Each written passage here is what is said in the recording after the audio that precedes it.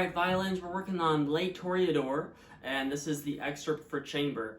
And so what we're working on in this piece is really lyrical playing, continuous bow, continual vibrato, very smooth shifts. The first thing you'll notice in this piece is there are a lot of shifts, and in this one, since it's lyrical, we're not looking for you to do every single shift that's in there, but I will recommend and go over each of those shifts so that you can be successful on them. First things first, this piece is in 2/4, that means it's got 2 quarter notes per measure, and it's in F major, so we have 1 flat in this piece, B flat.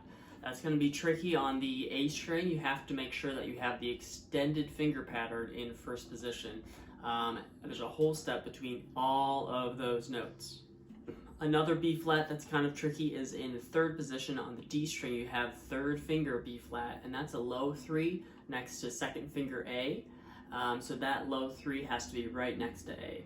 Here's the beginning of the piece, and I'm going to recommend different shifts for you. That first shift, I recommend not to play open A like it suggests, but to play 4th finger A. And that's to kind of take away some of the brightness of the open A, and you can add vibrato with 4th finger. Now, if you do decide to use open, then what I recommend is to use a very light bow and not very much bow on that.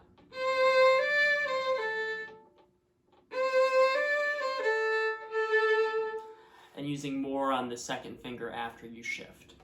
Practicing that shift, if you're playing 4th finger to 2nd finger, the finger that slides up and stays on the string the whole time is 2nd finger. So I'm playing 4th finger first. My 2nd finger is in the F natural low 2 position, and it slides up.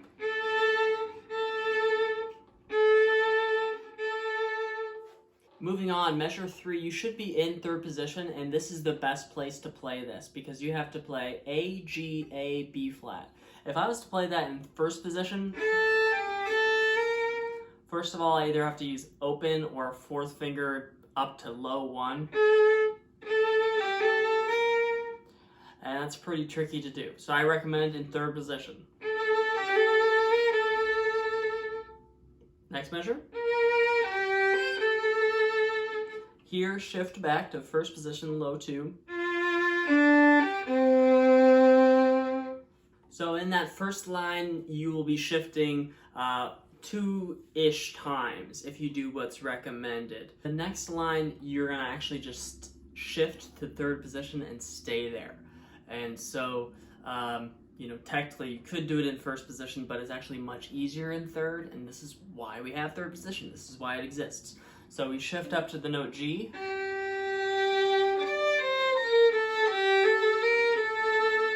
And everything in those first 4 measures lies in this comfortable position with 2 and 3 touching, a 2-3 finger pattern.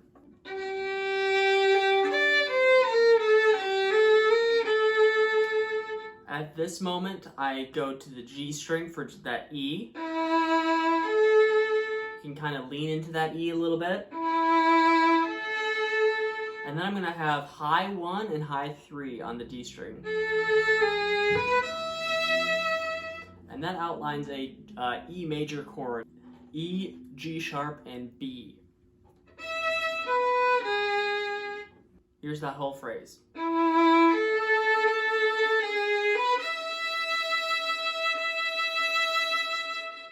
So in line 2, you're really staying in 3rd position the whole time, and so there's not really a shift to worry about after that first one. We shift back in line 3, back to 1st position. At that moment, we have an optional shift to 3rd position, shifting up on G, and that has you shifting back. Now, when you shift back, I think it wants you to shift to open A, to use open A to cover that shift. But then you have a string crossing. I like to shift back to 4th finger. So this is the 2nd measure in line 3. And then shifting with A on 4th finger. like that. The last shift is required, so I'm looking at 3 measures to the end. It has F natural. That's 4, 1, and low 3. If I did not do that shift, I did it in first position. If I would do that shift in first position, I would have 2, 3, and then A string low 1.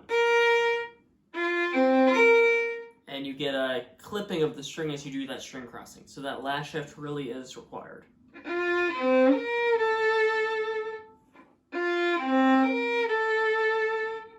Beyond the shifts, what's important is that you go through each note and work with long tones with a tuner to really make sure you're playing with your best intonation.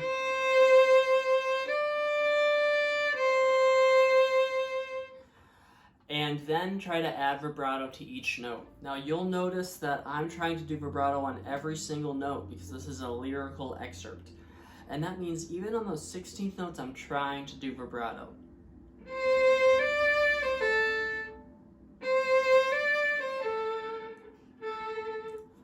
Second measure.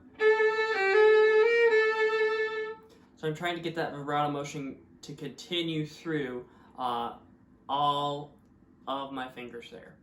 After the shifts and the long tones, you're going to want to work with 4-bar phrases to try to really shape the piece.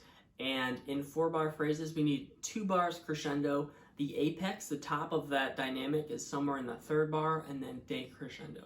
So I'll walk through each of the 4-bar phrases, crescendoing through and then backing off.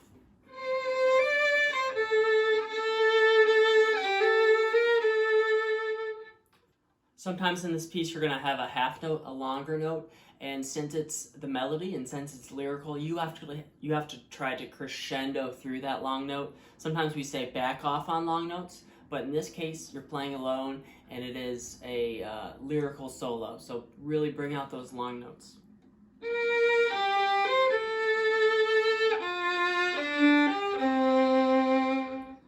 Measure 9, another long note to crescendo through.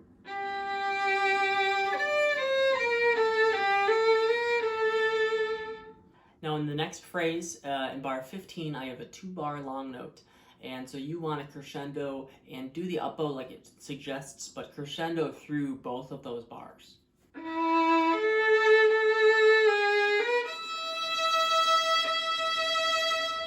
Next phrase.